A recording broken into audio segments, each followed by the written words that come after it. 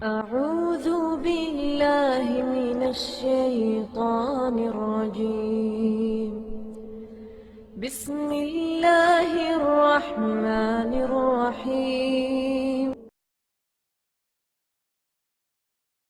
ومن أحسن قولا ممن دعا إلى الله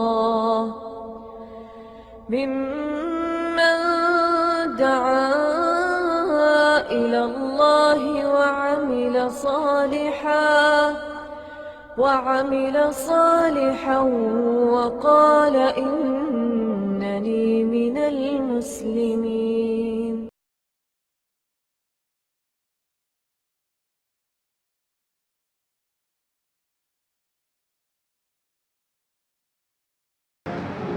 بسم الله الرحمن الرحيم. إن الحمد لله نحمده ونستعينه ونستغفره ونعوذ بالله من شرور أنفسنا ومن سيئات أعمالنا. من يهده الله فلا مضل له ومن يضلل فلا هادي له. وأشهد أن لا إله إلا الله وحده لا شريك له وأشهد أن محمدا عبده ورسوله.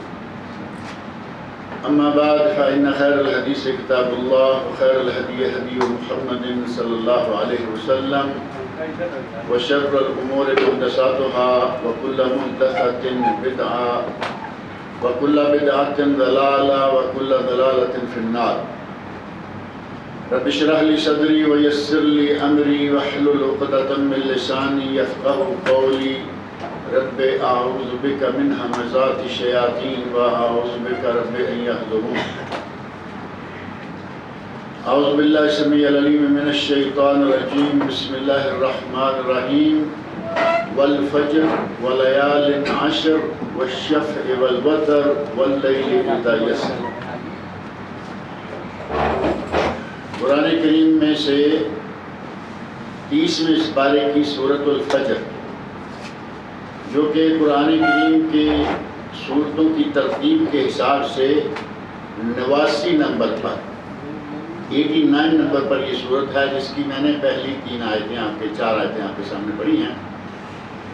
ان آیات میں اللہ رب العزت نے ارشاد فرمایا ہے والفجر، مجھے قسم ہے فجر کی، ولیال عشر، اور مجھے قسم ہے 10 راتوں کی، والشفع والوتر، اور مجھے قسم ہے جوڑی کی اور اکائی کی، واللیل اذا یسر، قسم ہے مجھے رات کی جبکہ وہ چلتی ہے. هل فی ذلک قسم الذی حجر. آگے اللہ رب العزت نے ان قسموں کے بارے میں معاملات جو ہیں ان کا بیان شروع فرمایا. ہمارے سامنے آگے کا مضمون نہیں ہے، صرف یہی بنیادی آیات جو ہیں 3 والفجر ولیال عشر والشفع والوتر، یہ 3 آیتیں. آج کل ہم جن ایام سے گزر رہے ہیں، ذوالحج کے جو 10 ایام ہیں پہلے، یہ ساری دنیا کے دنوں سے سب سے افضل ترین دن ہے. سب سے افضل ترین دن یہ 10. ساری دنیا کے دنوں سے کیا مراد ہوگا؟ یعنی جب سے سورج نکل رہا ہے اور جب تک نکلتا رہے گا. ساری دنیا جب تک ہے اور سورج کا وجود ہے، دن رات کا سلسلہ قائم ہے، سب سے افضل ترین 10 دن یہ ہیں جو کہ ذوالحج کے ہم گزار رہے ہیں. اللہ رب العزت کا بہت بڑا احسان ہے کہ اس نے ہمیں ان دنوں میں زندہ رکھا ہوا ہے. ورنہ ہم جانتے ہیں کتنے لوگ، آپ بھی جانتے ہیں، پچھلے سال موجود تھے، اس سال نہیں ہیں. اللہ رب العزت کا انعام ہے کہ ہم الحمدللہ ان دنوں میں موجود ہیں. ان دنوں کے مقام و مرتبہ اور عظمت و فضیلت کا اندازہ آپ اسی سے لگا سکتے ہیں کہ اللہ رب العزت نے ان آیات میں ان دنوں کی قسمیں کھائی. فرمایا والفجر، قسم ہے مجھے فجر کی. اور یہ فجر کون سے دن کی ہے؟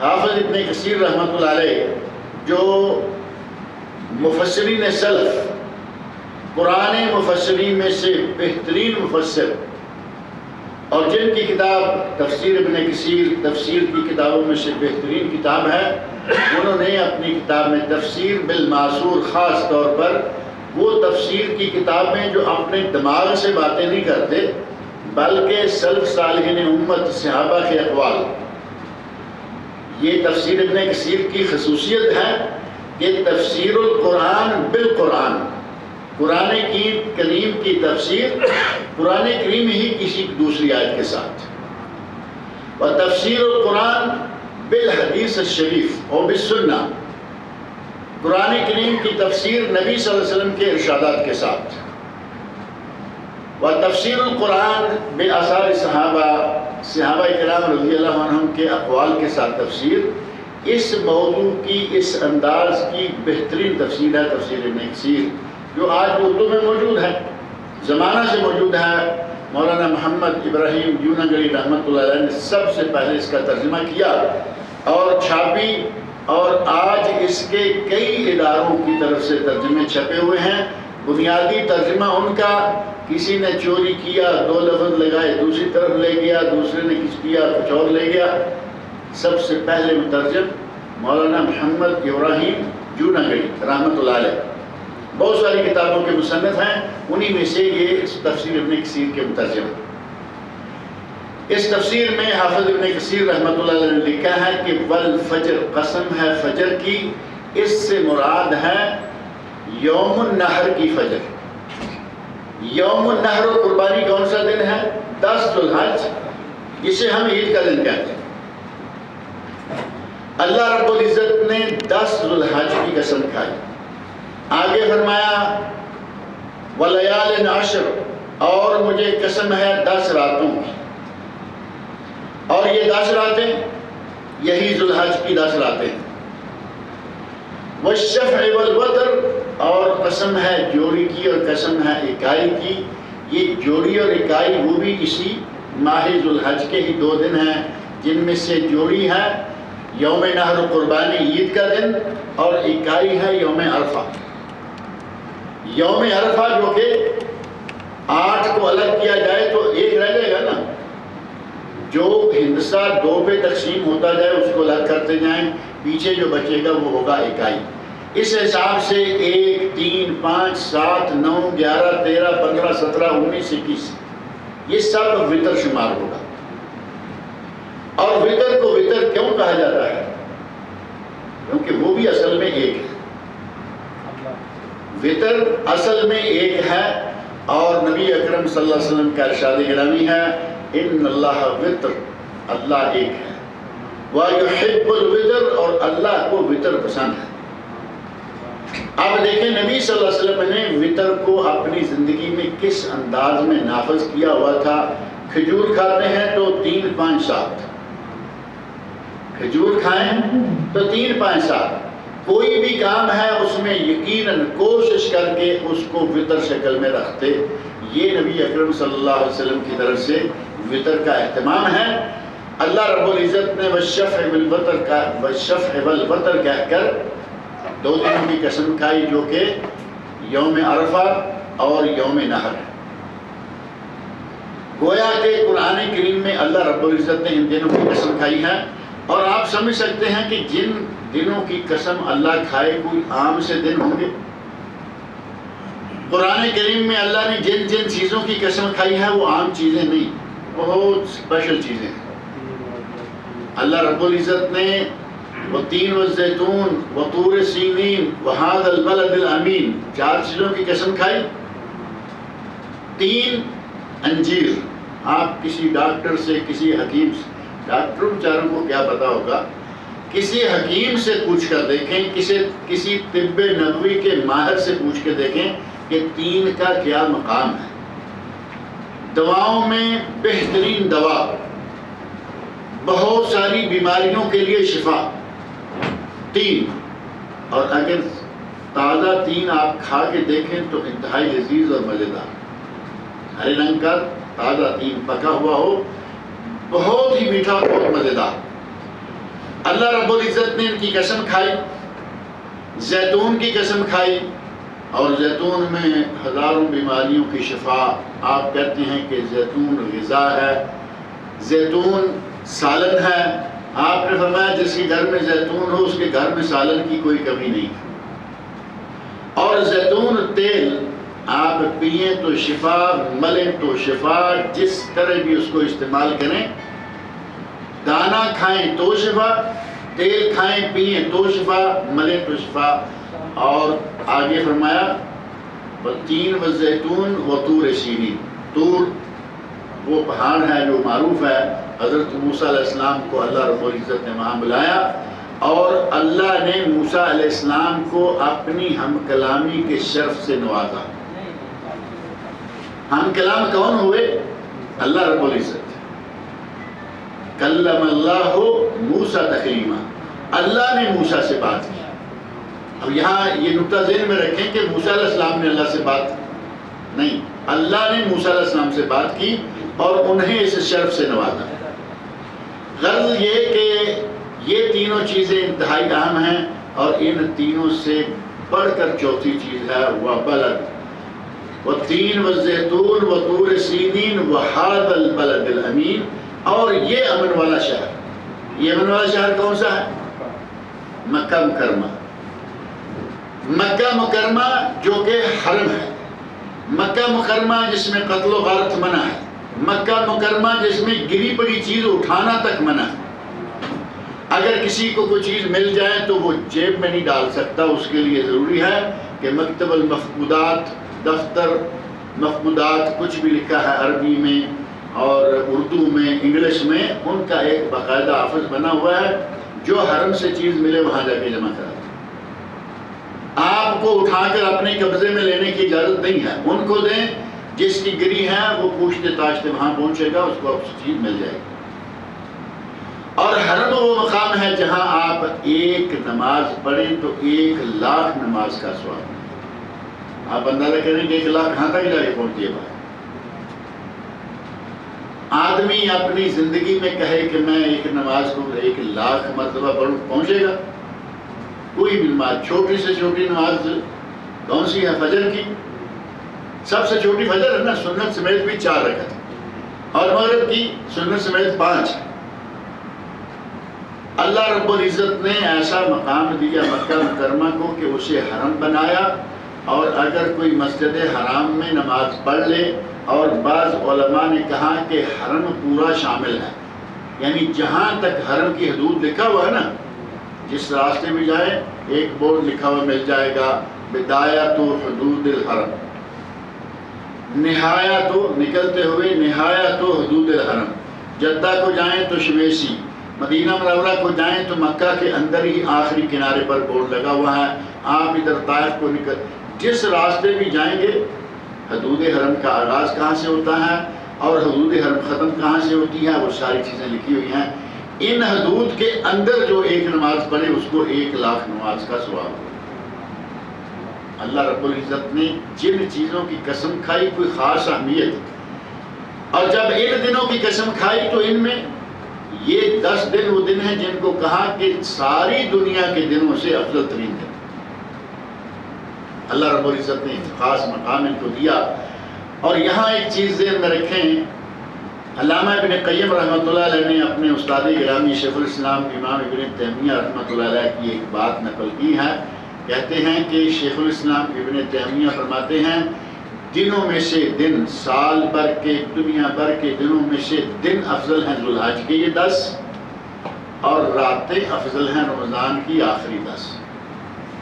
راتیں رمضان کی آخری اور دن ذوالحج کے پہلے، وہ بھی 10 اور یہ بھی 10.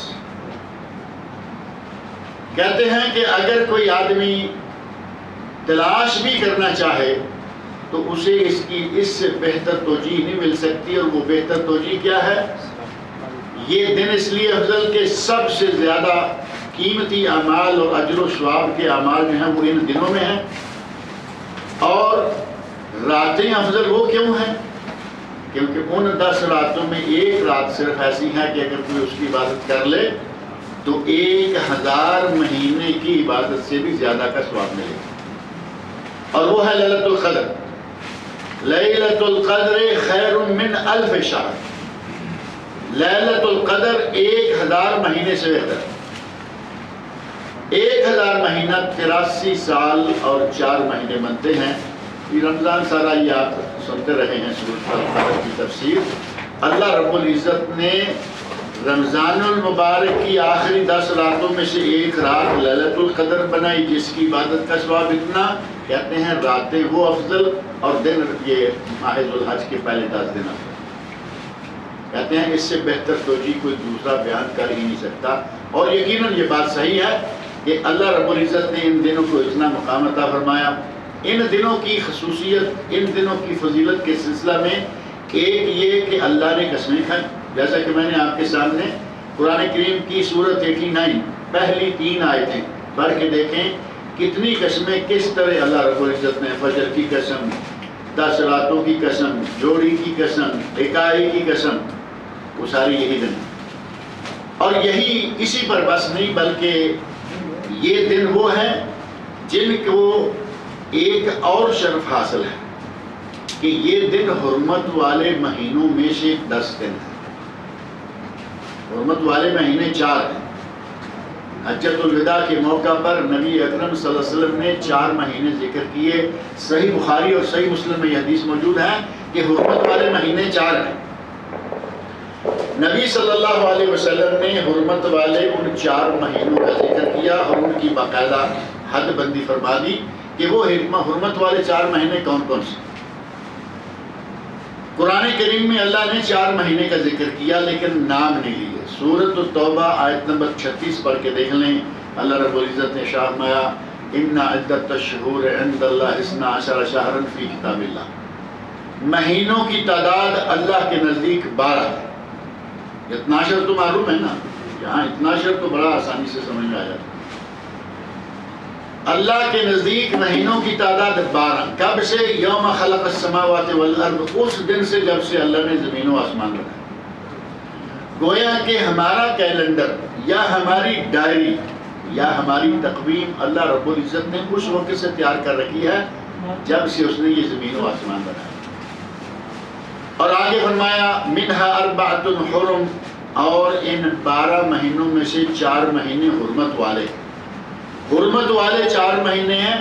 اللہ رب العزت نے بات کو یہی چھوڑ دیا اور حضرت محمد رسول اللہ صلی اللہ علیہ وسلم نے حجۃ الوداع کے موقع پر بتایا کہ وہ 4 مہینے کون سے ہیں۔ فرمایا 3 متوالیات، ان میں سے 3 مسلسل ہیں۔ متوالیات ایک دوسرے سے جڑے ہوئے، ذوالقعدہ، ذوالحجہ اور محرم، یہ تینوں اکٹھے ہو گئے نا، ذوالقعدہ، ذوالحجہ، محرم۔ اگر ان کو 1 2 3 کریں گے تو یہ 11 12 اور 1 ہیں، لیکن اکٹھے تو ہیں نا تینوں۔ اور چوتھے کے بارے فرمایا ورجب مضر الذی بین جمادی و شعبان، چوتھا مہینہ ہے رجب، جو رجب مضر ایک قبیلہ تھا اس کے نام سے اس مہینے کی شہرت ہے، رجب مضر الذی بین جمادی و شعبان، جو جمادی ثانی اور شعبان کے درمیان۔ نبی صلی اللہ علیہ وسلم نے اپنی عادت مبارکہ سے کوئی رجب کے بارے میں غلط فہمی نہ مطلع ہو جائے کہ رجب مضر یہ کون سا مہینہ ہے، رجب تو سنا ہے، رجب مضر کہاں سے آیا؟ آپ نے طے کر دیا کہ جمادی ثانی اور شعبان کے درمیان جو مہینہ ہے وہ ہے رجب۔ میں پہلے کئی مرتبہ یہاں ذکر کرتا رہتا ہوں کہ اللہ کے نبی نے ہمیں دین پہنچانے کے لیے ایسی سادہ زبان استعمال کی، اتنی آسان عربی استعمال کی کہ جسے ہر کوئی آسانی سے سمجھے۔ کئی لوگوں کی عادت ہوتی ہے نا اردو میں تقریر کریں، وہ اردو بولیں گے جو سامنے والے سمجھ ہی نہ پائے، مشکل الفاظ۔ نبی صلی اللہ علیہ وسلم افصح العرب، ساری عرب دنیا کے سب سے فصیح ترین انسان تھے، ساری دنیا کے بہترین عربی زبان کو سب سے اعلیٰ جاننے والے، لیکن اتنا سادہ انداز آپ کا۔ آپ نے اللہ رب العزت کے ناموں کے بارے میں ایک حدیث ہے، صحیح بخاری میں حدیث موجود ہے کہ اللہ کے 99 نام ہیں، حدیث معروف ہے نا، ان للہ 99 اسما 100 الا واحدہ، اللہ کے 99 نام ہیں اور 99 کے بعد نبی صلی اللہ علیہ وسلم فرمایا ایک کم 100، ایک کم 100۔ یعنی 99 کو ہو سکتا ہے کہ کوئی اردو جاننے والا نہ سمجھے، 99 کو اردو والا نہ سمجھے، عربی والا نہ سمجھ پائے۔ نبی صلی اللہ علیہ وسلم فرمایا 100 الا واحدہ، 100 کو تو سارے جانتے ہیں، کہا 100 سوائے ایک کے، ایک کم 100۔ اتنا آسانی کے ساتھ نبی اکرم صلی اللہ علیہ وسلم نے بات سمجھائی۔ اسی بات کو یہاں بھی آپ اندازہ کریں، رجب اور رجب مضر 2 نام ہیں، نبی اکرم صلی اللہ علیہ وسلم نے ساتھ یہ فرما دیا کہ جو جمادی ثانی اور شعبان کے درمیان والا رجب، یہ 4 مہینے حرمت والے ہیں، اور یہ دن انہی 4 حرمت والے مہینوں میں سے ذوالحج کے پہلے 10 دن ہیں۔ گویا کہ اللہ رب العزت کے یہاں جو حرمت والے ایام ہیں ان میں سے یہ 10 دن بھی ہیں۔ ایک فضیلت ان کو یہ حاصل ہے کہ یہ حرمت والے ہیں، ان میں جنگ و جدال، ان میں لڑائی جھگڑا، ان میں سر پٹاؤ، یہ ساری چیزیں منع ہیں۔ ہمارے تو حاجی لوگ حج کے لیے، میں پچھلے درسوں میں بات ذکر کی نا، بس پر بیٹھتے ہی جنگ شروع کر دیتے ہیں کہ یہ سیٹ میری ہے اور یہ سیٹ تیری ہے۔ مشرکین مکہ کافر تھے، اسلام سے پہلے بھی ان 4 مہینوں میں وہ لڑائیاں نہیں کیا کرتے، جنگ بند کر دیتے، چوریاں بند کر دیتے، جنگ بند کر دیتے، کیونکہ یہ حرمت والے مہینے ہیں۔ کافر تو بند کر دیتے تھے، مسلمان کو اس کی کوئی پرواہ نہیں، یہ شروع ہو جاتے ہیں۔ اللہ رب العزت نے ان مہینوں کو، ان دنوں کو یہ شرف بخشا کہ یہ حرمت والے ہیں، اور ساتھ ہی ساتھ یہ موسم حج کا حصہ بھی ہے۔ موسم حج کب شروع ہوتا ہے؟ پچھلے درس میں نے بات ذکر کی تھی، یہ موسم حج اول شوال، شوال کی پہلی تاریخ عید الفطر سے موسم حج شروع ہو جاتا ہے۔ اگر کوئی رمضان میں احرام باندھ لے کہ بھئی بڑا مبارک مہینہ ہے، میں اس میں احرام باندھ کے چلا جاتا ہوں، اس کا حج نہیں ہوگا، کیونکہ اس نے بے وقت احرام باندھ لیا۔ کیونکہ اگر کوئی 10 بجے یا 11 بجے ظہر کی نماز پڑھے کہ ابھی وقت قریب ہی آ گیا ہے، تو چلے میں 11 بجے پڑھ کے اپنا کام کر لیتا ہوں، اس کی نماز ہو جائے گی؟ اس کی نماز نہیں ہوگی، کیونکہ ابھی نماز کا وقت نہیں ہوا، تو 11 بجے ظہر کیسے پڑھ لے گا، 10 بجے ظہر کیسے پڑھ لے گا؟ اسی طرح جب تک یہ شوال شروع نہیں ہوگا، حج کا احرام باندھنا جائز نہیں ہے۔ عمرے کا احرام باندھے جب چاہے، پورے سال میں۔ کئی لوگوں نے بڑی پابندیاں لگا رکھی ہیں، کہتے ہیں جی فلاں تاریخ کو حاجیوں کو ملنے کے لیے جانا ہے، عمرے کے لیے نہیں جا سکتے۔ بھائی 12 یا 13 کو ایک آدمی مکہ میں جا رہا ہے اپنے لوگوں کو ملنے کے لیے، وہ احرام باندھ کے جائے، عمرہ کرے، اپنے حاجیوں سے ملے، پہلے حاجیوں سے ملے، آ کے عمرہ کر لے۔ پتہ نہیں یہ ممانت کہاں سے لے کے آ جاتی، کہے گی ان دنوں میں عمرہ جائز نہیں۔ سال کے کسی بھی دن میں عمرہ منع نہیں ہے، کوئی بھی دن، کوئی آدمی ثابت کرتا۔ رہا معاملہ کہ آپ دل سے یہ خیال کریں کہ حاجی لوگ آئے ہوئے ہیں باہر سے بے شمار، ہم یہاں کے لوکل ہیں اور ہم بعد میں عمرہ کر لیں، اچھی بات ہے، یہ اچھی بات ہے، لیکن اس کو منع کہہ دینا، اس کے لیے دلیل چاہیے۔ شریعت میں کسی چیز کے ہونے کی دلیل چاہیے، اور اگر کوئی کہے منع ہے تو اس کی دلیل چاہیے۔ غرض یہ کہ یہ ان دنوں میں سے بھی شمار ہوتے ہیں جو کہ ایام حج ہیں، یعنی 1 شوال عید الفطر سے لے کے 13 ذوالحج تک، یہ سارے کا سارا حج کا موسم ہے۔ انہی میں سے یہ 10 دن بھی ہیں، اور ان 10 دنوں کا اللہ رب العزت نے اتنا مقام بنا دیا۔ نبی اکرم صلی اللہ علیہ وسلم ارشاد فرماتے ہیں ما من ایام الامر الصالح فیہن، کوئی ایسے دن نہیں ہیں جن میں کیا گیا عمل صالح احب الی اللہ من هذه الایام العشر، ان 10 دنوں میں کیے گئے عمل سے بھی اللہ کو زیادہ پیارا۔ یعنی کوئی دن ایسے نہیں، کوئی وقت ایسا نہیں، کوئی مہینہ ایسا نہیں کہ جن میں کوئی عمل کیا جائے تو ان دنوں والے عمل کے برابر آتا۔ اب صحابہ کرام رضی اللہ عنہ بات سن کے یکدم آدمی کے ذہن میں خیال آتا ہے کہ اس مہینے کی اتنی عظمت بیان کی جا رہی ہے، جبکہ بعض عمل ہیں وہ بہت بڑے بڑے عمل ہیں۔ مثلا جہاد فی سبیل اللہ، جہاد میں آدمی نکلتا ہے، مال قربان کرتا ہے، کچھ لوگوں کو جان قربان کرنی پڑتی ہے۔ صحابی نے فوراً پوچھا وَلَا الْجِهَادُ فِي سَبِيلِ اللَّهِ، اے اللہ کے رسول آپ فرما رہے ہیں کہ ان دنوں میں کیے گئے عمل کا کوئی دوسرا عمل مقابلہ نہیں کر سکتا، تو کیا جہاد فی سبیل اللہ بھی نہیں کرتا؟ نبی اکرم صلی اللہ علیہ وسلم فرمایا ولل جہاد فی سبیل اللہ، جہاد بھی ان دنوں کے عمل کا مقابلہ نہیں کر سکتا۔ اور پھر ساتھ ہی فرما دیا الا رجل، سوائے ایک آدمی۔ اب وہ آدمی دیکھنا ہے کہ وہ کون ہے اور اس کا عمل کیا ہے۔ ایک آدمی جہاد کے لیے گیا اور اس نے مال بھی ساتھ لیا، اللہ کی راہ میں مال بھی خرچ کیا، تلوار بھی چلائی، کافروں کو تحت کیا، تیا پانچا کیا، اور وہاں سے فتح کر کے غازی بن کر واپس آ گیا۔ اس کا عمل بہت بڑا ہے یا نہیں؟ اپنی جان کو اس نے خطرے میں ڈالا ہوا ہے، اللہ رب العزت نے اس کی جان بخش دی، وہ غازی بن کر واپس آ گیا۔ اس کا عمل بھی ان دنوں میں کیے گئے عمل کا مقابلہ نہیں کر سکتا۔ الا رجل، سوائے ایک آدمی کے، اور وہ آدمی کون ہے؟ خرج بنفسہ و مالہ، جو اپنا مال اور جان دونوں چیزیں لے کر میدان جنگ میں اترا۔ جو مال تھا وہ بھی لے گیا اللہ کی راہ میں مجاہدین کو کھلانے پلانے کے لیے، خود کھانے کے لیے، مال بھی سارا ختم کر دیا اور اللہ کی راہ میں جان بھی قربان کر دی۔ نبی اکرم صلی اللہ علیہ وسلم فرماتے ہیں وَلَمْ يَرْجِعْ مِنْ ذَلِكَ بِشَيْءٍ، ان دونوں چیزوں میں سے کچھ بھی واپس نہ لایا، اس آدمی کا عمل ان دنوں میں کیے گئے عمل سے زیادہ بہتر۔ بات سمجھ میں آ گئی نہیں؟ کوئی بھی عمل ان دنوں میں کیے گئے عمل کا مقابلہ نہیں کر سکتا سوائے ایک آدمی کی جو مال اور جو جان دونوں چیزیں اللہ کی راہ میں قربان کر، اس آدمی کا عمل افضل ہے اس سے۔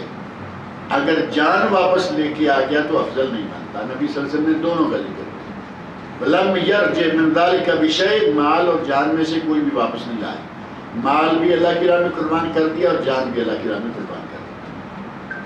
کتنا مقام اور مرتبہ ہے ان دنوں میں کیے گئے اعمال کا۔ اور یہ دن آتے ہیں، ذوالحج شروع ہوتا ہے اور ہمیں کوئی پرواہ نہیں ہوتی، اپنی مرضی سے نارمل روٹین کے مطابق وہی چل رہا ہے۔ ان دنوں میں جو اعمال سر انجام دیے جانے چاہیے اور دیے جاتے ہیں، ان میں سے سب سے افضل ترین عمل ہے حج و عمرہ۔ موسم حج ہے، افضل ترین عمل یہ ہے کہ ان دنوں میں حج و عمرہ ادا کیا جائے۔ اور جو لوگ اس وقت مکہ مکرمہ میں موجود ہیں، مینا میں ہیں، جہاں جہاں کسی کو رہائش ملی ہے موجود ہیں، خوش نصیب ہیں وہ لوگ، اور اللہ رب العزت نے انہیں یہ بہت اچھا موقع دیا ہے کہ وہ اس وقت مشاعر مقدسہ پہنچے ہوئے ہیں۔ اللہ رب العزت ان کو حج مکمل کرنے کی توفیق عطا فرمائے، اور اللہ ان کو سنت کے مطابق حج کرنے کی توفیق دے۔ جو لوگ آج تک حج نہیں کر پائے، اللہ تعالیٰ ان کو حج کرنے کی توفیق عطا فرمائے۔ بہت بڑا کام ہے حج۔ نبی صلی اللہ علیہ وسلم کی ایک حدیث میں ہے کہ ام المومنین حضرت عائشہ صدیقہ رضی اللہ عنہا فرماتی ہیں یا رسول اللہ نرى الجہاد افضل الاعمال افلا نجاہد، ہم دیکھتی ہیں کہ جہاد بہت بڑا عمل ہے، جہاد کی فضیلت تو بڑی معروف ہے نا۔ نبی صلی اللہ علیہ وسلم نے ارشاد فرمایا ذروۃ سنامہ الجہاد فی سبیل اللہ، دین کی بنیاد جو ہے وہ اسلام ہے، اور اسلام کی چوٹی یا دین کی چوٹی جہاد فی سبیل اللہ، یعنی سب سے دین میں اعلیٰ کام جو ہے وہ ہے جہاد فی سبیل اللہ۔ یہ حدیث سنی، مجاہدین کے فضائل سنیں اور شہداء کے فضائل سنیں، حضرت عائشہ فرمانے لگی یا رسول اللہ نرى الجہاد افضل الاعمال، ہم دیکھتے ہیں، یعنی آپ سے سنتے رہتے ہیں کہ جہاد تو افضل ترین عمل ہے، افلا نجاہد، کیا ہم جہاد نہ کریں؟ فرمایا لکن الجہاد لا قتال فیہ، تمہیں جہاد کا پورا پورا ثواب ملے گا اور اس میں جنگ بھی نہیں، لا قتال فیہ، تیر تلوار نہیں، اس میں بم بمبار نہیں، جہاد ہے، ثواب جہاد کا تمہیں اللہ دے گا، لیکن اس میں لا قتال فیہ الحج والعمرہ، تمہارا حج و عمرہ کرنا جہاد ہے۔ عورتوں کے لیے کتنا بڑا مقام ہے اور اس عمل کی کتنی بڑی اہمیت ہے کہ اللہ نے اس کو، نبی صلی اللہ علیہ وسلم نے اس کو جہاد کے مطابق قرار دیا۔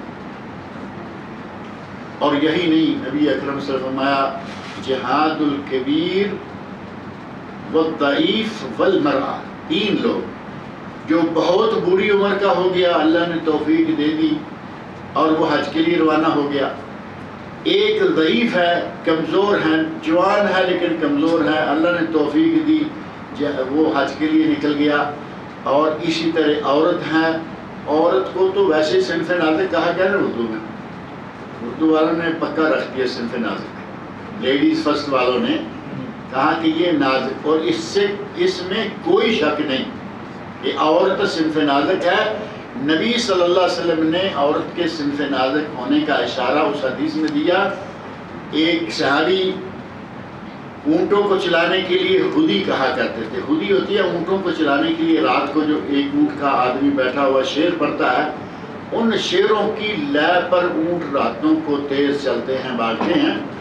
انجشہ رضی اللہ تعالیٰ عنہ صحابی کا نام ہے، حضرت انجشہ ہدی خان تھے، ہدی پڑھا کرتے تھے، اور ہدی میں کبھی کبھی ایسا ہوتا کہ جانور تیز بھاگنا شروع ہو جاتے، اور ساتھ میں چونکہ خواتین بھی ہوتی تو نبی سے فرمایا کرتے تھے رویدہ کا یا انجشہ، رویدہ کا یا انجشہ رفقاً بالقواریر، ان شیشوں کے ساتھ تھوڑا نرمی سے پیش آؤ، رفقاً نرمی سے پیش آؤ، بالقواریر شیشوں کے، شیشے کون تھے؟ خواتین۔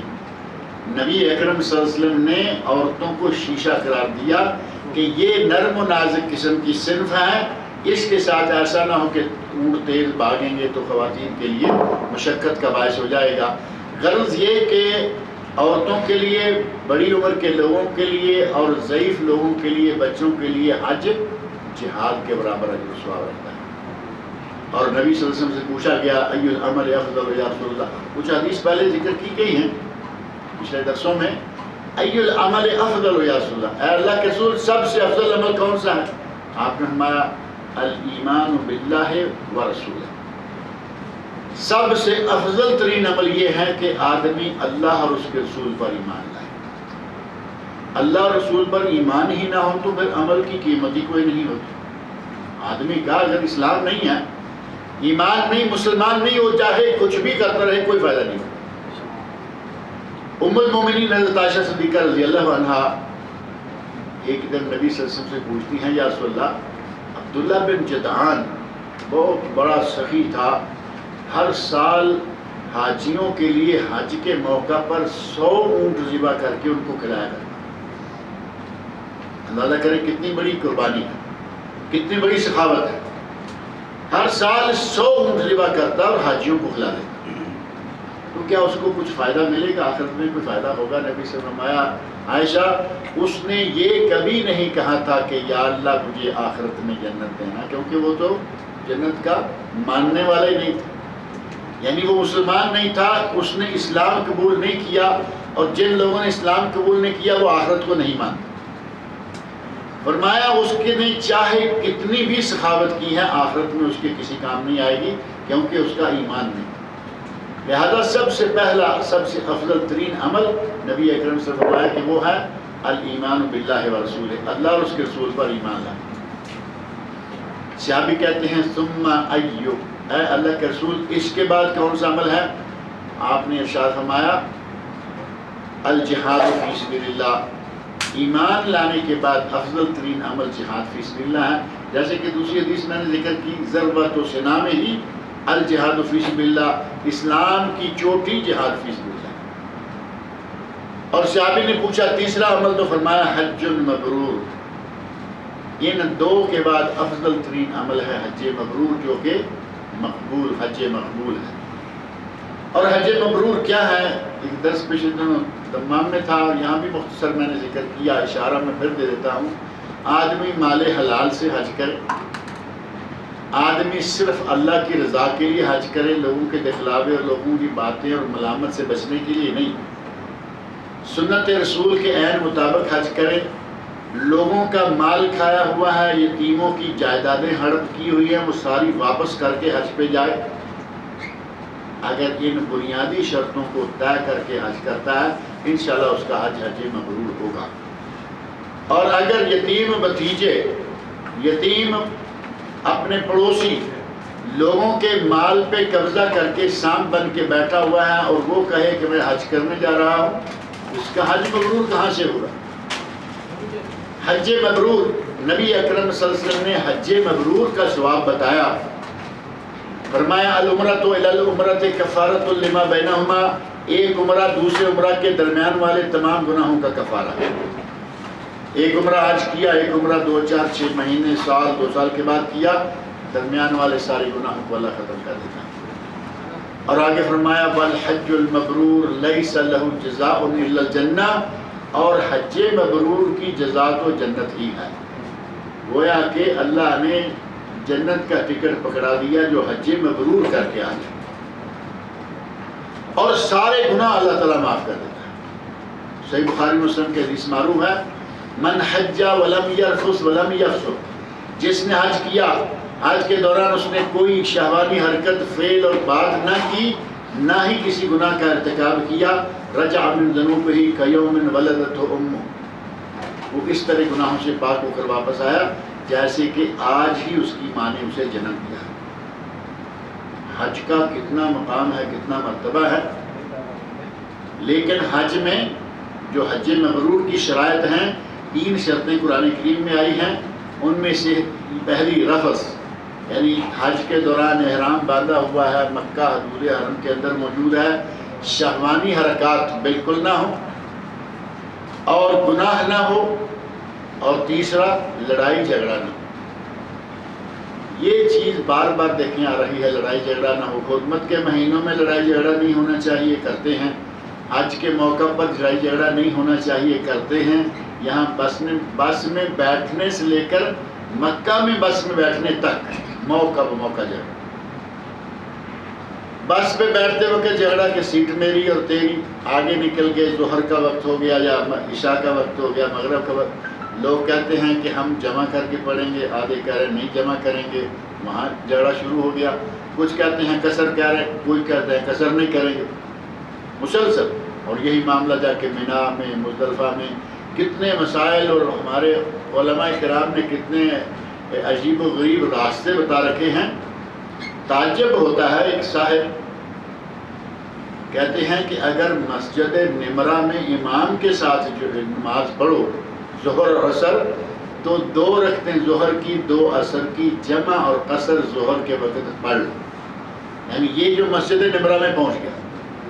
اور مسجد نمرہ میں تو میرا خیال ہے 100% بھی آدمی کہے نا کہ 100% میں سے 1% بھی مسجد میں آ سکتے ہیں۔ کتنے لوگ آ سکتے ہیں مسجد نمرہ؟ 1 لاکھ آئیں گے۔ لوگ کتنے ہوتے ہیں؟ ملینز۔ اب ان کو کہا کہ تم سنت کے مطابق پڑھ لو، باہر والوں کو مشورہ دے رہے ہیں کہ ظہر کو ظہر کے وقت پڑھو 4 رکعتیں پڑھو، اور عصر کو عصر کے وقت پڑھو 4 رکعتیں پڑھو۔ نبی صلی اللہ علیہ وسلم کے عمل مبارک کی سراسر خلاف ورزی کا حکم یہ مولوی حضرات دے رہے ہیں، اور پھر وہاں جھگڑا بن جاتا ہے۔ عوام اس کو سمجھنے کو تیار نہیں جی ہمارے مولوی نے کہہ کے بھیجا۔ اللہ رب العزت نے فرمایا کہ رفث، فسوق اور جدال، لڑائی جھگڑا نہیں ہونا چاہیے۔ 2 چیزیں نبی اکرم صلی اللہ علیہ وسلم نے بتائی، تب جا کے حج مبرور ہوگا اور آدمی گناہوں سے بالکل پاک ہو کے لوٹے۔ ان دنوں میں یہ جو 10 دن گزر رہے ہیں، ان دنوں میں حج و عمرہ کے علاوہ بہت سارے ایسے اعمال ہیں جو ہمیں کرنے چاہیے، جن میں سے دوسرے نمبر کا اہم ترین عمل ہے روزے۔ اہم ترین عمل روزے، اور روزہ ایک ایسی عبادت ہے جس کو اللہ رب العزت نے اپنی طرف منسوخ کیا ہے۔ عبادتیں تو بہت ہیں نا، نماز عبادت ہے، تہجد دیکھیں کتنی بڑی عبادت شمار ہوتی ہے، حج بھی عبادت ہے، اس کے علاوہ زکوٰۃ آدمی اپنی جیب سے بڑی مشکل کے ساتھ پیسہ نکالتا ہے، لیکن چونکہ فرض ہے دیتا ہے۔ ساری عبادتیں ہیں، لیکن ان میں سے کسی کے لیے اللہ نے یہ نہیں کہا کہ یہ میرے لیے ہے، صرف روزے کے لیے کہا۔ نبی اکرم صلی اللہ علیہ وسلم کا ارشاد ہے کہ اللہ کہتا ہے کل عمل ابن آدم لہ الا الصیام، ہر عمل بندہ جو بھی عمل کرتا ہے وہ اس کے لیے ہے سوائے روزے کے، فإنہ لی، روزہ میرے لیے ہے، وأنا أجزی بہ، اور اس کی جزا بھی میں دوں گا۔ اتنا عظیم عمل کہ اللہ نے کہا باقی سارے تمہارے اور روزہ میرا۔ ان دنوں میں کوشش کر کے اگر 9 نہیں تو 8 7 6 5 4 3 2 کم از کم ایک تو رکھ لیں، کم از کم ایک روزہ تو رکھیے، اور وہ ہے عرفہ کا روزہ۔ یوم عرفہ، جس دن کے ایک روزے کے بارے میں نبی صلی اللہ علیہ وسلم کی حدیث مبارک صحیح مسلم اور دیگر کتابوں میں موجود ہے، آپ ارشاد فرماتے ہیں صوم یوم عرفہ احتسب علی اللہ ان یکفر سنتین، یوم عرفہ کا ایک دن کا روزہ مجھے اللہ سے امید ہے کہ 2 سالوں کے گناہوں کا کفارہ ہو جائے۔ نبی اکرم صلی اللہ علیہ وسلم کا ارشاد ہے کہ 2 سالوں کے گناہ ختم، الماضیہ والمستقبلہ، الماضیہ والآتیہ، مختلف روایات میں 1 سال گزرا ہوا اور 1 سال آنے والا۔ گزرے ہوئے سال کی تو سمجھ آتی ہے کہ ہم نے جو کام کیے، جو کرتوتیں کی، ہمیں معلوم ہے اللہ وہ سارے معاف کر دے گا۔ اب جو سال ابھی شروع نہیں ہوا اس کے گناہ اللہ معاف کس انداز سے کرے گا؟ یعنی وہ معافی کیسے ہوگی کہ ابھی تو سال آیا نہیں؟ اہل علم میں سے بعض علماء نے کہا ہے کہ اللہ رب العزت اسے اس طرح کبیرہ گناہوں سے محفوظ کر دے گا کہ وہ اگلے سال میں کبیرہ گناہ کر ہی نہیں سکے گا۔ اللہ رب العزت جب کسی کو روکنا چاہے اگلے سال وہ کبیرہ گناہ اس کا ارتکاب نہیں کر سکے گا، اور صغیرہ گناہ جب چھوٹے موٹے ہوتے ہیں تو اللہ معاف کرتا رہتا ہے۔ وہ تو چھوٹے چھوٹے کاموں پر بے شمار گناہ ختم ہوتے رہتے ہیں، حتیٰ کہ ایک حدیث میں صرف ذکر کر دیتا ہوں، نبی صلی اللہ علیہ وسلم فرماتے ہیں کہ ما من مسلمین یلتقیان فیتصافحان، 2 مسلمان جب آپس میں ملتے ہیں، علیہ السلام ہوتی ہے، سلام ہوتی ہے، مصافحہ کرتے ہیں، ان دونوں مسلمانوں کے مصافحے کے ہاتھ ایک ہاتھ سے دوسرے کا ہاتھ نکلنے سے پہلے اللہ دونوں کے سارے گناہ معاف کر دیتا ہے۔ صغیرہ گناہ تو جاتے رہتے ہیں، وضو کیا گئے، نماز پڑھی گئے، ان الحسنات یذہبن السیئات، نیکیاں برائیوں کو مٹا دیتی ہیں، کبیرہ اللہ نے کرنے نہیں، گویا کہ 2 سالوں کے لیے معاملہ صاف ہو گیا۔ اللہ رب العزت کی رحمت دیکھیں، جو حج کرنے جاتے ہیں ان کو اللہ نے ساری عمر کے گناہوں کی معافی کا بشارت دے دی، معاہدہ دے دیا، اور جو باقی ہیں جو نہیں گئے ان کو بھی اللہ نے محروم نہیں کیا۔ 2 سالوں کے گناہ صرف 1 روزہ رکھنا، اور 1 روزہ جو شخص اللہ کی راہ میں 1 روزہ رکھ لیتا ہے، صرف جس نے فی سبیل اللہ صرف 1 روزہ رکھا، نبی صلی اللہ علیہ وسلم کی حدیث ہے کہ اللہ اس کے چہرے کو جہنم کی آگ سے اتنا دور کر دے گا جتنا فاصلہ 70 سال میں طے کیا جا سکتا ہے۔ 70 خریفاً، خریف موسم ہے، موسم خزاں، ربیع، خریف، صیف اور شتاء، جیسے ہمارے موسم گرما سرما، بہار، اور چوتھا کیا ہے؟ خزاں معروف بات ہے، یہ چیزیں تو نارمل ہیں، آپ کو آنی چاہیے۔ موسم گرما، موسم سرما، موسم بہار اور موسم خزاں۔ بہار جب پھول اگتے ہیں، خزاں جب پتے جاتے ہیں، اور گرما سرما تو ہے بہت آسان۔ عربی میں ہے صیف گرمی، شتاء سردی، خریف یہ جو ہمارے خزاں ہیں، اور ربیع وہ موسم بہار۔ اللہ رب العزت کے سارے ہی موسم ہیں۔ اللہ رب العزت نے اس موقع پر ان دنوں میں حج کرنے کے لیے خریف کہا، 70 خریفاً، 70 خریف آئیں گے۔ اتنا فاصلہ ہے کہ گزرتے ہوئے 70 خریف راستے میں آئیں تو 70 سال ہو گئے یا نہیں؟ فرمایا اللہ کی راہ میں 1 روزہ رکھنے والے کو اللہ رب العزت جہنم سے اتنا دور کر دیتا ہے جتنا فاصلہ 70 سال میں طے کیا جا سکتا۔ تو ان دنوں میں ایک روزہ رکھنا، ان دنوں، باقی دنوں میں تو اتنا لمبا اللہ نے انعام دیا، ان دنوں میں جو کہ افضل ترین دن ہے، روزہ رکھیں گے اللہ اس سے بھی بڑا انعام دے گا۔ لہذا ان دنوں میں کوشش کریں کہ جتنا بھی ہو سکے جو باقی دن ہے ان میں سے کچھ نہ کچھ روزے رکھیں، اور ان کے علاوہ انہی دنوں میں اللہ رب العزت توفیق دے تو صدقہ و خیرات کریں۔ پہلے میں نے حدیث ذکر کی ہے کہ کوئی عمل ان دنوں میں کیے گئے عمل کا مقابلہ نہیں کر سکتا۔ صدقہ کریں گے، کوئی دوسرے مہینوں کا صدقہ اس کا مقابلہ نہیں کرے گا۔ نفل نمازیں پڑھیں گے، فرض تو پڑھنے ہیں نا، فرض میں تو کوئی ایسی بات نہیں ہے، وہ تو ہمیں 5 نمازیں ہر روز بلا ناغہ ادا کرنی ہیں، یہ فرض ہیں، لیکن ساتھ ہی سورج نکلنے کے بعد ایک نماز ہے۔ نبی صلی اللہ علیہ وسلم فرماتے ہیں جس نے فجر پڑھی اور اللہ کے ذکر میں مشغول رہا، سورج نکلنے کے 10-15 منٹ بعد، یعنی جب سورج ایک نیزہ چل کے اونچا ہو جائے، 2 رکعتیں پڑھ لے، اللہ رب العزت اسے کتنا ثواب دیتا ہے؟ ایک حج اور عمرے کے برابر۔ ایک حدیث میں ایک حج اور عمرے کے برابر اس کو پورا ثواب ملے گا، اور دوسری حدیث میں ہے کہ انسان کے 360 جوڑ ہیں، جسم کے 360 جوڑ ہیں، ہر جوڑ پر ہر دن صدقہ ہے، ہر دن صدقہ ہے۔ اگر ہم صدقہ ادا کرنے لگیں تو بات کہاں تک جائے گی؟ ہمارا دل گھبرانے لگے گا کہ 360 کے ایک جوڑ کا 1 ریال بھی دیں تو ہم تو اتنے کماتے نہیں۔ نبی اکرم صلی اللہ علیہ وسلم ارشاد فرماتے ہیں 360 جوڑ، ہر جوڑ پر صدقہ، اور اگر یہ 2 رکعتیں پڑھ لے تو سارے کا سارا صدقہ ادا ہو گیا۔ یہ ہے صلاۃ الاشراق جس کو کہتے ہیں، سورج نکلنے کے بعد۔ اب تھوڑا سا اور آگے بڑھے، 9، 10، 11 بجے ایک نماز اور ہے جس کو صلاۃ الضحیٰ یا چاشت یا صلاۃ الاوابین کہا جاتا ہے۔ اوابین ہمارے پاکستان انڈیا میں مشہور ہے کہ مغرب عشاء کے درمیان ہے، جبکہ وہ حدیث ضعیف ہے، روایت ہے اس کی لیکن وہ ضعیف ہے، ناقابل عمل ہے۔ اور صحیح مسلم میں، صحیح حدیث میں یہ بات موجود ہے کہ صلاۃ الاوابین دن کو کافی گرمی ہو جانے کے وقت، نبی صلی اللہ علیہ وسلم ارشاد فرماتے ہیں صلاۃ الاوابین حین ترمض الفصال، صلاۃ الاوابین کا وقت وہ ہے جب اونٹ کے بچے کے پاؤں نیچے سے ریت پر چلنے لگے۔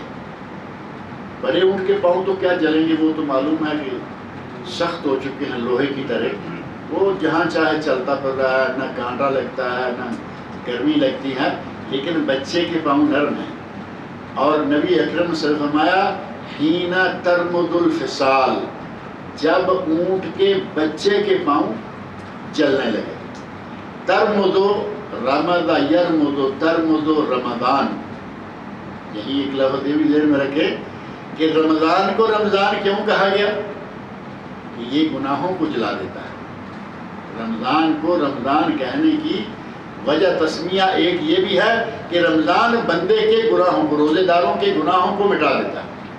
یہاں فرمایا ترمض الفصال، اونٹ، فصال اونٹ کا بچہ، اونٹ کے بچے کے پاؤں جلنے لگتے ہیں، اس وقت یہ نماز۔ اس کو چاشت، اسی کو ضحیٰ اور اسی کو اوابین کہتے ہیں، اور پہلی کا نام صلاۃ الاشراق۔ یہ 2 نمازیں ہیں، اللہ تعالیٰ توفیق دے تو یہ پڑھے، تہجد پڑھیں، نفلی نمازیں ہیں، جب چاہے 2 رکعت نماز پڑھے۔ اللہ رب العزت جتنی توفیق دے ان دنوں میں خاص طور پر بڑھ چڑھ کر نوافل صدقات و خیرات، اور اسی طرح اگر کسی آدمی کو پیسہ خرچ کرنے کی توفیق نہیں ہے، صدقہ صرف پیسے سے نہیں ہوتا، صدقے کی نبی صلی اللہ علیہ وسلم نے کئی شکلیں بتائی ہیں، اور ثواب کمانے کے تو بہت سارے راستے ہیں۔ محض کسی کے سامنے ہنستے ہوئے، مسکراتے ہوئے سامنے آنا، ہاں بھائی کیا حال ہے، السلام علیکم، خیر، نبی اکرم صلی اللہ علیہ وسلم فرماتے ہیں تبسمک فی وجہ اخیک صدقہ، تیرا اپنے بھائی کے سامنے تبسم، مسکرانا بھی صدقہ اور ثواب۔ کیا خرچ آتا ہے اس پر؟ تبسم میں، مسکرانے میں کچھ خرچہ پڑتا ہے، یا کوئی جسمانی تکلیف ہوتی ہے، بلکہ جو آدمی تبسم کرتا ہے، مسکراتا ہے، دل سے مسکراتا ہے، اس کی بیماری کٹ جاتی ہے، کوئی خرچہ نہیں۔ بھائی ملے، آپ کے چہرے پہ تبسم کھیل جائے، اللہ کے رسول فرما رہے ہیں اس کے لیے صدقہ ہے، ثواب۔ تبسم کے ساتھ ملنا، خوش اخلاقی کے ساتھ سارے معاملات کرنا، اپنے جتنے بھی اچھے اخلاق کا مظاہرہ سال بھر کرتے ہیں 10 دنوں میں بڑھ چڑھ کر کرتے ہیں۔ اور اچھے اخلاق کو نبی اکرم صلی اللہ علیہ وسلم نے اتنا بہترین مقام دیا ہے، آپ ارشاد فرماتے ہیں اقربکم منی مجلسا یوم القیامہ، قیامت کے دن میرے قریب ترین بیٹھنے والے لوگ کون ہوں گے؟ احاسنکم اخلاقا، جن کا اخلاق اعلیٰ ہے۔ اگر اللہ کے نبی کا تقرب چاہیے، ہمیں اللہ کا تقرب چاہیے، اور جنت میں نبی کا تقرب مل جائے، جہاں نبی ہیں قریب ان کی جگہ مل جائے، اس جگہ کو پانے کے لیے ہمیں نبی صلی اللہ علیہ وسلم نے طریقہ بتایا کہ وہ طریقہ ہے آپ خوش اخلاقی سے پیش آئیں۔ اور خوش اخلاقی آنے جانے، ملاقات، علیہ اخلاق میں، اگر آپ کوئی کاروبار کرتے ہیں، اپنے کلائنٹس اور گاہکوں کے ساتھ اچھے طریقے سے پیش آنا، اپنے رشتہ داروں سے اچھے تعلقات رکھنا، یہ سب خوش اخلاقی ہے۔ آپ نے چھوٹا سا ٹیلی فون کیا اور آئی ایم او سے کیا، فری گیا یا نہیں؟ ایمو فری ہے، آپ نے نیٹ تو رکھا ہوا ہے اور بہت سارے کاموں کے لیے ایمو فری استعمال کیا، خالہ کو فون کر دیا، پھوپھی کو فون کر دیا، کتنے خوش ہوں گے وہ کہ ہمارے بھتیجے نے، ہمارے بھانجے نے ہمیں سعودیہ سے فون کیا۔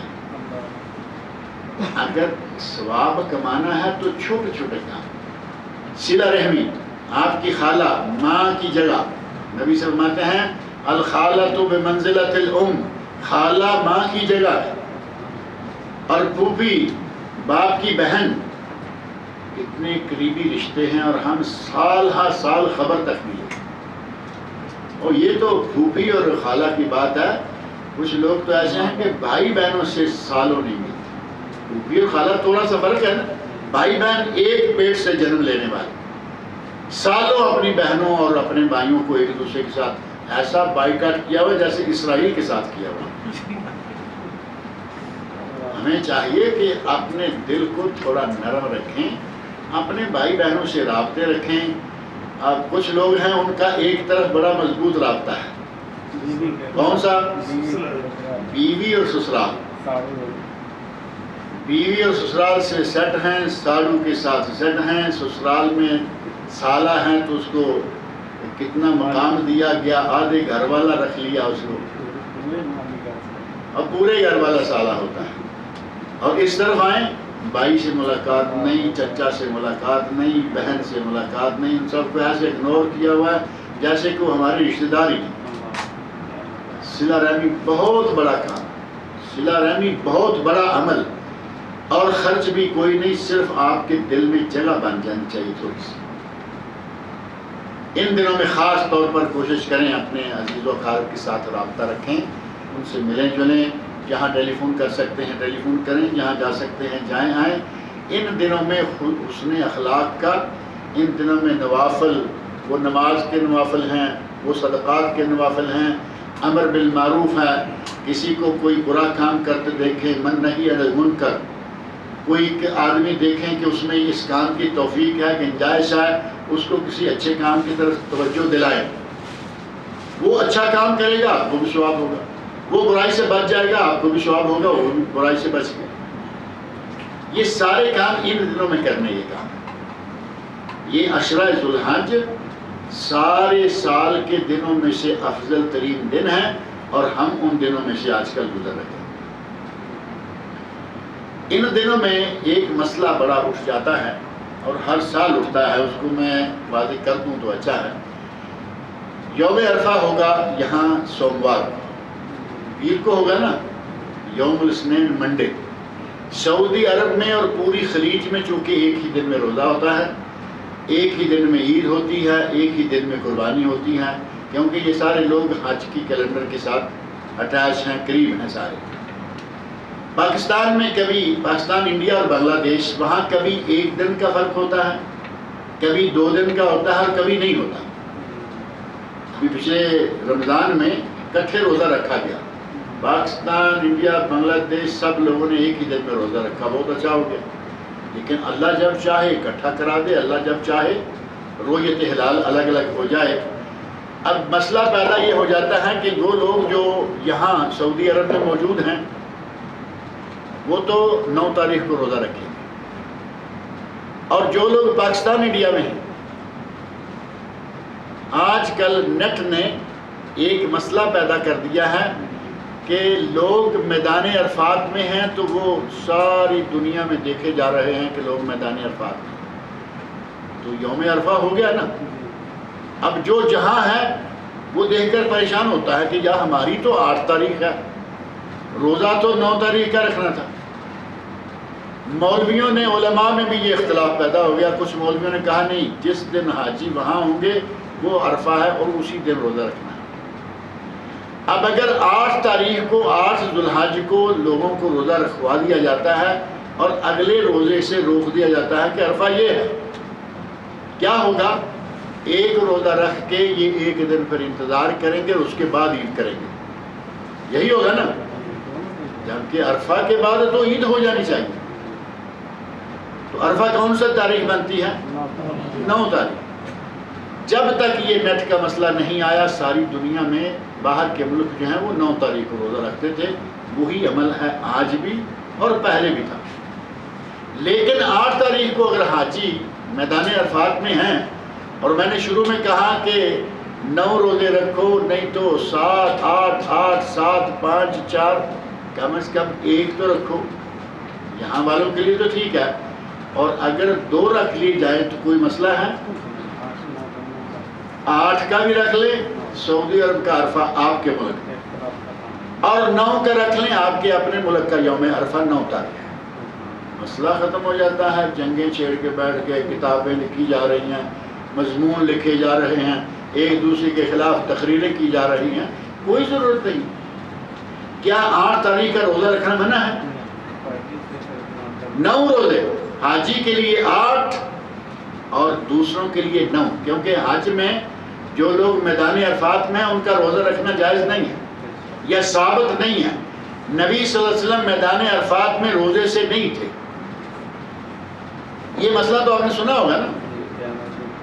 آپ ذکر و دعا میں اس انداز سے مصروف رہے، لوگوں کو شک ہو گیا کہ شاید آپ روزے سے ہیں۔ نبی صلی اللہ علیہ وسلم کی چچی ام الفضل رضی اللہ عنہا، جو حضرت عباس رضی اللہ عنہ کی بیوی، انہوں نے دودھ کا پیالہ لیا، نبی صلی اللہ علیہ وسلم کی خدمت میں پیش کر دیا۔ آپ اونٹ پہ سوار تھے، اونٹنی پر، قصوہ اونٹنی پر آپ سوار تھے، آپ نے دودھ کا پیالہ لیا اور نوش فرمایا، پی لیا۔ سارا کنفیوژن ختم ہو گیا کہ روزے سے ہیں یا نہیں ہے، پتہ چل گیا کہ آپ نے روزہ نہیں رکھا ہوا۔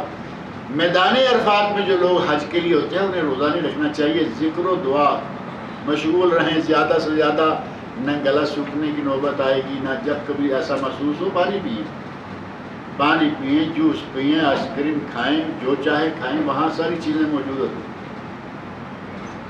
یہ 2 روزے رکھ لینے سے کوئی مسئلہ نہیں پیدا ہوتا، 8 کا بھی رکھ لیں، 9 کا بھی رکھ لیں، اور یہ کم از کم ہمارے علماء کرام کی جنگ تو ختم ہو جائے۔ نہیں جی 8، نہیں جی 9، نہیں جی 8، دونوں رکھیے، دونوں کا ثواب آپ کو ملے گا، بہت زیادہ ثواب ہو جائے گا۔ ایک تو عموماً لوگ رکھتے ہی ہیں نا، 2 رکھ لیجئے۔ اسی طرح آگے محرم میں جا کے عاشورہ کا روزہ ہے، اس سے 1 دن پہلے یا 1 دن بعد رکھنا وہ نبی صلی اللہ علیہ وسلم کا حکم ہے۔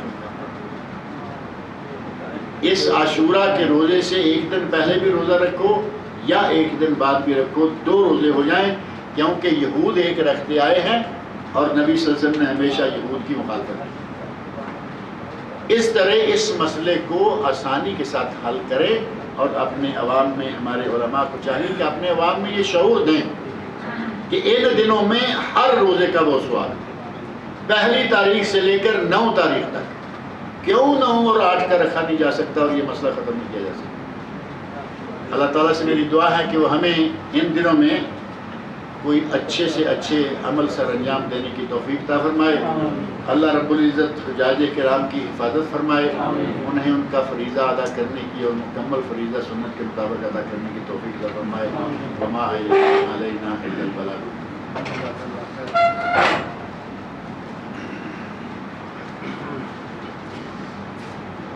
چائے بہت گرانی ہے، دائیں بائیں اللہ تعالیٰ۔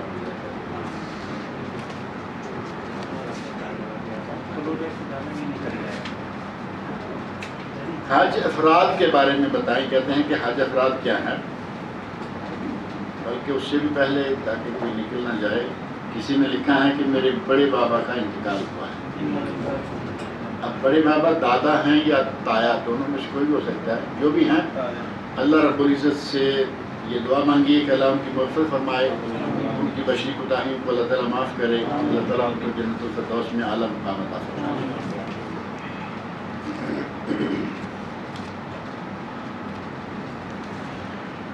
حج افراد، حج کی 3 قسمیں ہیں، حج تمتع افضل ترین قسم، حج قران دوسرے درجے کی۔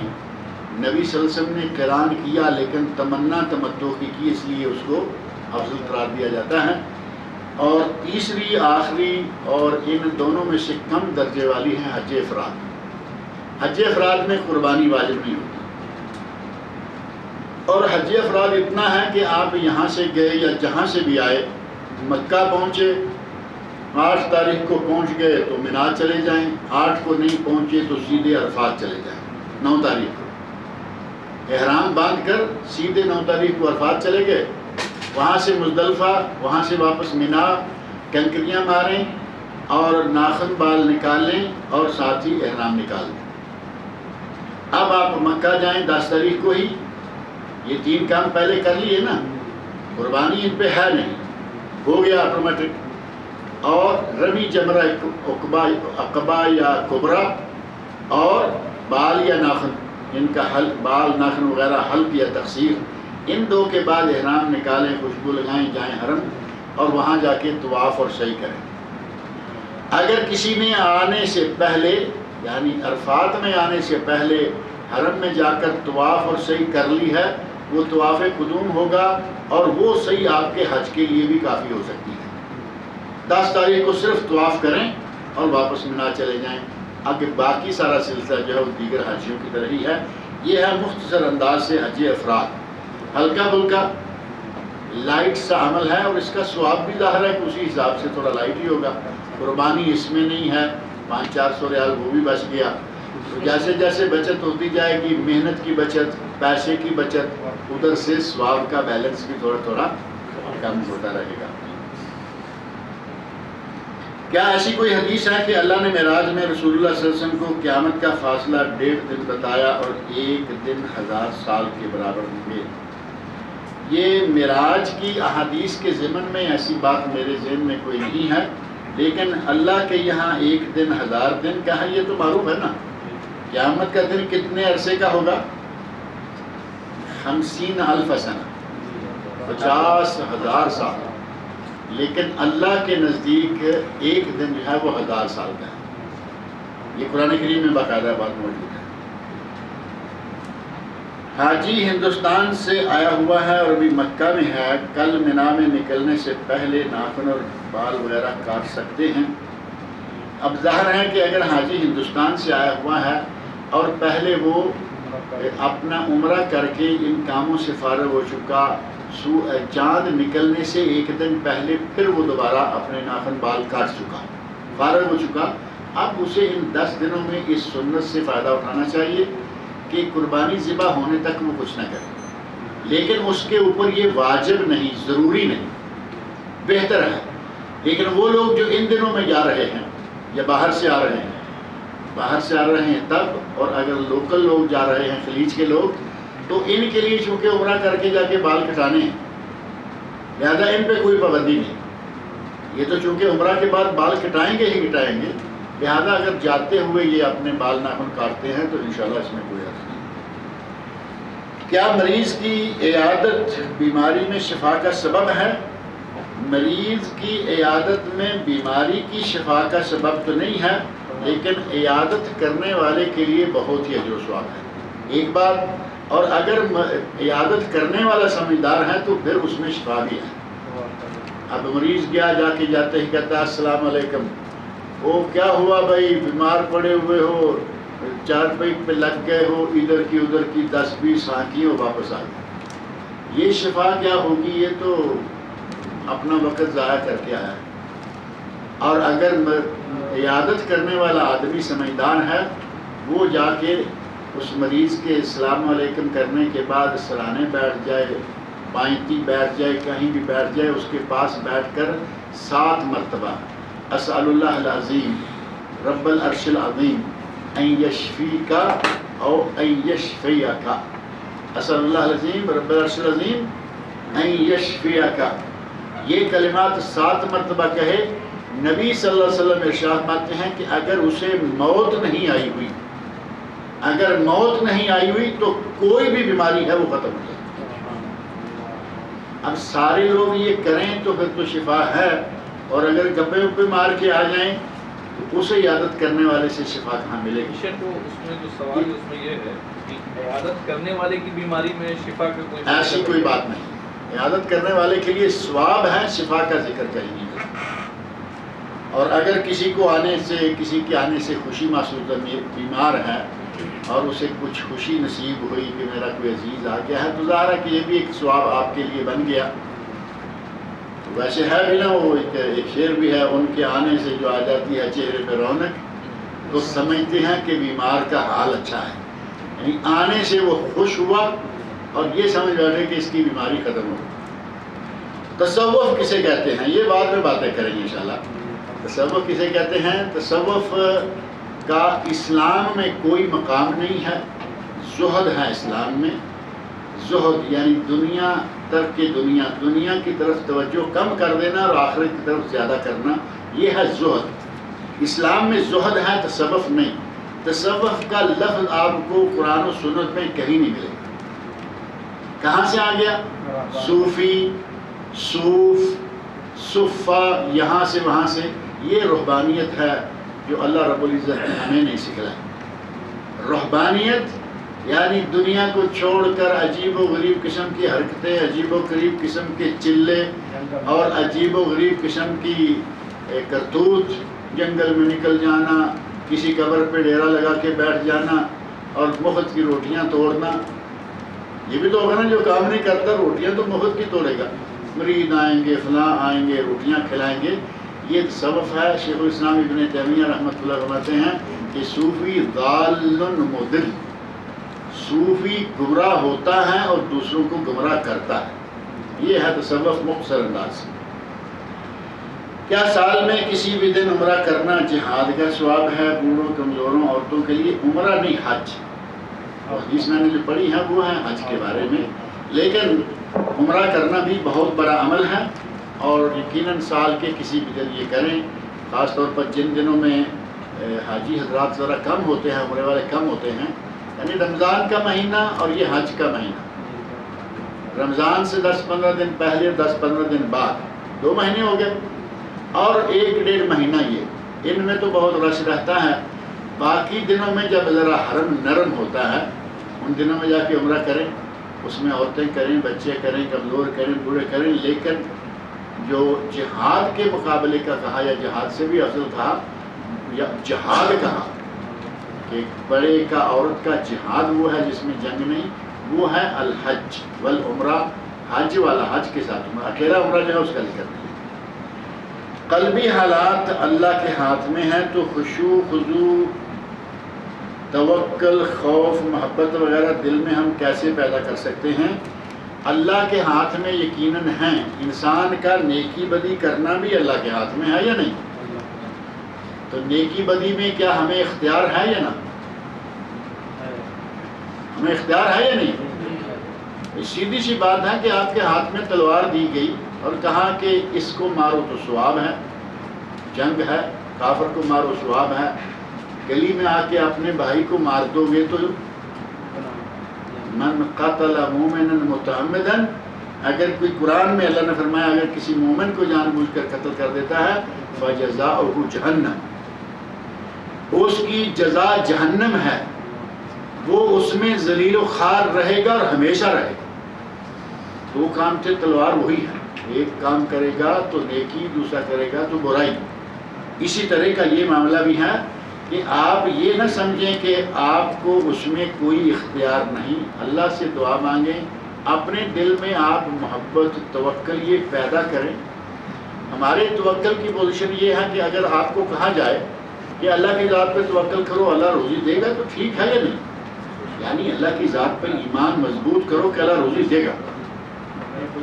اب اس کا یہ معنی تو کبھی کسی نے نہیں کیا نا کہ توکل کرو تو گھر میں بیٹھ جاؤ، اب بیڈ سے نیچے ہی نہ اترو، روٹی آئے گی، کھانا آئے گا کیسے؟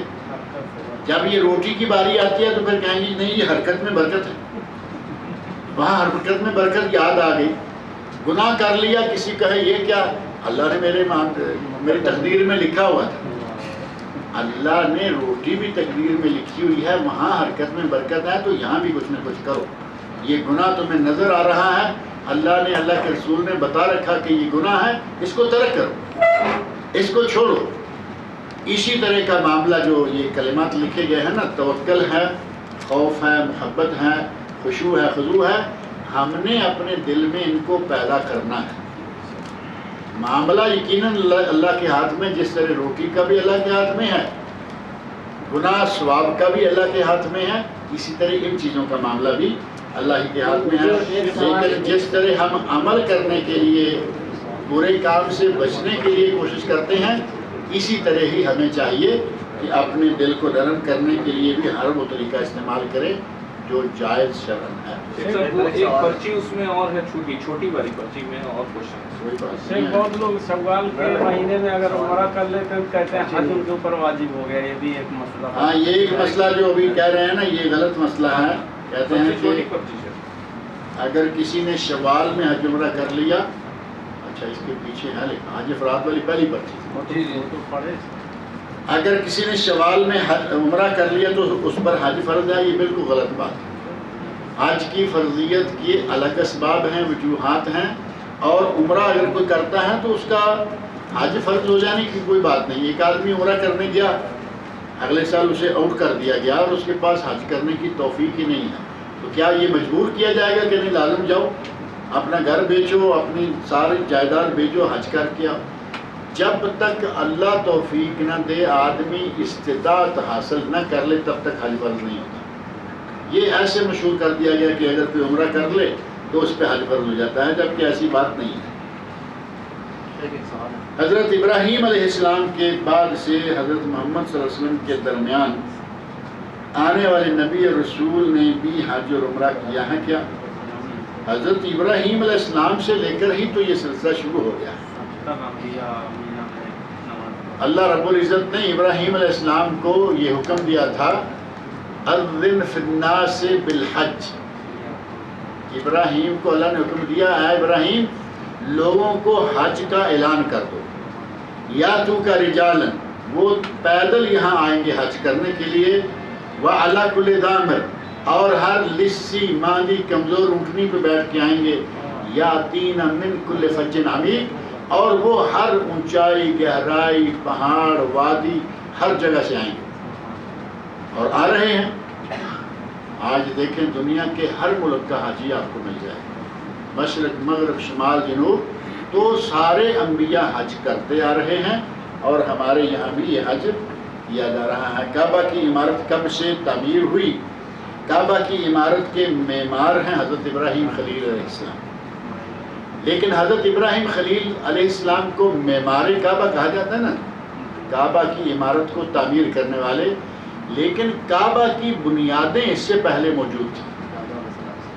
اللہ رب العزت نے ابراہیم علیہ السلام کو حکم دیا تھا کہ جو اس کے قواعد ہیں، بنیادیں ہیں، جس کو نیو کہا جاتا ہے، نیو پر آپ بیت اللہ کو تعمیر کر دو۔ اب رہا یہ کہ یہ بنیادیں پہلے کس نے بنائی، کئی روایات ہیں، کوئی کہتا ہے فرشتوں نے بنائی، کوئی کہے گا آدم علیہ السلام نے بنائی، کوئی کہے، کوئی صحیح بات ثابت نہیں ہے۔ معمار کعبہ حضرت ابراہیم خلیل، یہ بات ثابت ہے، قرآن میں بھی ثابت ہے، حدیث میں بھی ثابت ہے۔ حضور ایک سوال چھوڑیے حضور، ہم نہیں لکھ سکتے، پلیز ایک سوال. ہاں جی، یاد رکھیے میں کبھی گیا نہیں بھاگ کے، ہم لوگ آپ گھبراتے ہیں، میں کبھی سوال سے بھاگ کے نہیں گیا. جیسے اگر کوئی عورت ہے اور وہ انتقال کر جاتی ہے لیکن اپنے اولاد کو بول کے جاتی ہے کہ وہ حج کر دے اس کے لیے، تو اور وہ شرک کر کے مری، تو کیا اگر اس کا اولاد اس کا حج کر لیتا ہے صحیح طریقے سے تو کیا اس کا شرک معاف ہو جائے گا؟ یہ شرک کو معاف کرنا نہ کرنا وہ اللہ کے ہاتھ، وہ اللہ کے ہاتھ میں ہے. وہ نصیحت کر کے گئی ہے یا وصیت کر کے گئی ہے، یہ اس کے مال سے یا اپنے مال سے اس کی طرف سے حج کرتے ہیں. اللہ رب العزت غفور رحیم ہے، وہ مالک ہے. اللہ نے خاص طور پر شرک کے بارے میں فرمایا ہے، ان اللہ لا یغفر ان یشرک بہ ویغفر ما دون ذلک لمن یشاء. اللہ اس گناہ کو معاف نہیں کرے گا کہ کوئی اس کے ساتھ شرک کرے، اس کے علاوہ جو بھی گناہ ہے جس کو چاہے وہ معاف کرے. اب شرک معاف ہوگا یا نہیں ہوگا، اللہ کا قانون یہ ہے کہ وہ معاف نہیں کرتا، لیکن اللہ رب العزت کی اپنی مرضی ہے، غفور رحیم ہے. حضور 10 دن جو آتا ہے، جو قربانی جو کرتے ہیں اپنے نام سے، یہاں کہیں بھی یہاں دیکھیے تو لوگ 10 دن داڑھی نہیں کٹاتے، جبکہ سنت ہے، اور پھر جب 10 دن ختم ہو ترنت سب کٹانا شروع کر دیتے. تو کیا اس کا کیا یہ عمل کیا صحیح ہے؟ یہ عمل صحیح ہے کہ نبی صلی اللہ علیہ وسلم فرمایا 10 دنوں میں، اچھا ہوا یہ یاد دلا دیا آپ نے، ان دنوں میں یہ بھی کرنا تھا جب چاند دیکھیں ذوالحج کا چاند دیکھتے ہی اپنے جسم کے کسی بھی جگہ کے کوئی بال نہیں کاٹنا، نہیں تراشنا، نہ ناخن تراشنا ہے. حتیٰ کہ بعض دفعہ انگلیوں کے بعض موسموں میں یہ جگہیں بہت سخت ہو جاتی ہیں، جن کو تھوڑا سا دوسرے ناخن سے ایسے کریں تو وہ اکھڑ جاتا ہے، پھر اس کو کاٹ دیں گے یا کھینچ کے نکال دیں گے. یہ بشرا ہے. نبی صلی اللہ علیہ وسلم نے ارشاد فرمایا کہ اپنے لا یمس من شعرہ و اظفارہ و بشرتہ، اور ایک روایت میں ہے لا یمسن، ہرگز اپنے بال، ناخن اور بشرا نہ نکالیں. تو اس حدیث کی روح سے جو آدمی ان 10 دنوں میں یہ اہتمام کرتا ہے اسے انشاءاللہ ثواب ملے گا. اور ایک آدمی کہتا ہے کہ میں تو بعد میں بھی منڈاؤں گا اور پہلے بھی منڈا ہی رہا ہوں، میں ان دنوں میں بھی منڈاتا ہوں، وہ تو اللہ کے مقابلے میں کھڑا ہے. اللہ تعالیٰ اسے معاف کرے اور ہدایت عطا فرمائے. پہلے منڈاتے تھے، بعد میں منڈاؤ گے، بدنیتی باندھنے والے بھی وقت کے لیے ہے یا نہیں؟ 10 دن لگتے ہیں. بعد میں بھی نیت دل میں غلط رکھے ہوئے ہیں کہ بعد میں بھی منڈایا کریں، پہلے منڈاتا آ رہا ہے. ان دنوں میں منع کیا گیا اسپیشلی اللہ کے رسول کی طرف سے، تب بھی باز نہیں آ رہا، اس کو ہم کیا کریں؟ بھائی 10 دن بیچ میں داڑھی رکھ لی ہو تو اچھا رہا ہوتا. 10 دن جو آدمی داڑھی رکھ لیتا ہے اللہ اسے آئندہ رکھنے کی توفیق بھی عطا کرتا ہے. جو آدمی 10 دن برداشت کر گیا داڑھی کو، سمجھے کہ وہ داڑھی رکھ گیا، اور جو 10 دن برداشت نہیں کرتا اس کو اللہ تعالیٰ ہدایت دے. داڑھی عام سی سنت نہیں، داڑھی واجب ہے. داڑھی کٹانے والا فاسق و فاجر ہے، کٹانے والا نہیں منڈوانے والا، فاسق و فاجر ہے، یعنی کبیرہ گناہ کا مرتکب ہے. اور کبیرہ گناہ کا مرتکب اگر لوگوں کے سامنے گناہ کرے تو وہ فاسق و فاجر ہوتا ہے. داڑھی منڈا کے اندر تو بیٹھ نہیں سکتا، باہر ہی آنا ہوگا. اللہ تعالیٰ جو بھی ایسا کر رہے ہیں اللہ تعالیٰ ان کو توفیق دے کہ وہ سنت کے مطابق داڑیاں رکھیں. اچھا ایک چیز حج افراد کے بارے میں ابھی تھوڑا سا ذکر ہو گیا تھا نا، اب تھوڑا سا اسی طرح ایک دو جملہ. حج تمتع کیا ہے؟ حج تمتع ہے آپ نے میقات سے احرام باندھا، مکہ گئے، عمرہ کیا، طواف کیا، 7 چکر 2 رکعتیں پڑھی، صفا مروہ کے درمیان 7 چکر لگائے، بال نکال لیے، احرام نکال دیا، آپ کا عمرہ مکمل ہو گیا. 8 تاریخ تک آپ خوشبو لگائیں، بال کاٹیں، میاں بیوی ہیں دونوں ایک دوسرے کے لیے حلال ہیں. اس کام کا نام تمتع ہے. آپ خوشبو لگا رہے ہیں، بال کاٹ رہے ہیں، میاں بیوی ایک دوسرے سے مل رہے ہیں، یہ ہے تمتع یعنی فائدہ. 8 تاریخ کو دوبارہ احرام باندھیں، مینا چلے جائیں، عرفات چلے جائیں، مزدلفہ آ جائیں، مینا واپس آ جائیں، جس طرح باقی لوگ حج کرتے ہیں. یہ ہے حج تمتع. اور حج قران یہ ہے کہ آپ میقات سے دونوں کا اکٹھا احرام باندھیں گے. میقات پہ آپ آ کے کہیں گے اللہم لبیک حجا و عمرہ، حج و عمرہ دونوں میرے اس احرام میں. ایک ہی احرام سے حج اور ایک ہی احرام میں حج و عمرہ آپ نے مکمل کرنا ہے. مکہ جائیں، طواف کریں، سعی کریں، نہ بال کٹوائیں نہ احرام نکالیں. 8 تاریخ تک رہیں، چاہے آپ کو 15 دن پہلے آ گئے یا جب بھی آ گئے. 8 تاریخ تک میں احرام کی حالت میں رہیں. یہ فرض نہیں کہ وہ کپڑے رہیں، آپ کپڑے دھو بھی سکتے ہیں، آپ کپڑے بدل بھی سکتے ہیں، لیکن احرام کی پابندیاں آپ پہ جاری رہیں گی. 8 تاریخ کو آپ منا چلے جائیں اور وہاں سے عرفات، مزدلفہ اور واپس منا اور حج مکمل کریں. جس طرح افراد والوں کے لیے ایک صحیح کافی ہے، پہلی صحیح کی ہے تو 10 گنا کریں. اسی طرح قران والوں کے لیے بھی ایک صحیح کافی ہے، پہلی صحیح کی ہے تو 10 گنا کریں، ان کی مرضی. اگر کر لیں دونوں مرتبہ تو ٹھیک ہے. قران والے پر بھی قربانی واجب ہے، تمتع والے پر بھی قربانی واجب ہے، اور افراد پر قربانی نہیں ہے. یہ تینوں الگ الگ مختصر سا ان کا نقشہ ہے. اور حج بدل کے اس کے بعد کیسے؟ حج بدل کے جو لوگ کرتے ہیں ان کو چاہیے کہ احرام باندھتے وقت جب آپ میقات سے احرام باندھتے ہیں تو اللہم لبیک حجن کہا نا افراد والے نے. یہ کہے اللہم لبیک حجن عن والدی، مثلا میرے والد کی طرف سے، عن والدتی، عن عبد العظیم، عن عبد الکریم، جس کی طرف سے ہے عن کر کے آگے اس کا نام لے لیں، اور باقی سب وہی رہے گا. 8 تاریخ کو جب دوبارہ حج کا احرام باندھیں گے اس وقت اللہم لبیک کا عمرہ تمتع والے کے لیے، اللہم لبیک کا حجن و عمرہ قران والوں کے لیے، اللہم لبیک کا حجن صرف افراد والوں کے لیے. یہ میقات پر ہوگا. آگے ان تینوں لفظوں کے آگے عن، والدی، والدتی وغیرہ. اور جو تمتع والے ہیں وہ چونکہ 8 تاریخ کو نئے سرے سے احرام باندھیں گے اس وقت وہ کہیں گے اللہم لبیک کا حجن عن والدی یا اللہم لبیک کا حجن عن والدتی. یہ ہے حج بدل. باقی حج سارا وہی رہتا ہے، اس میں کوئی تبدیلی نہیں.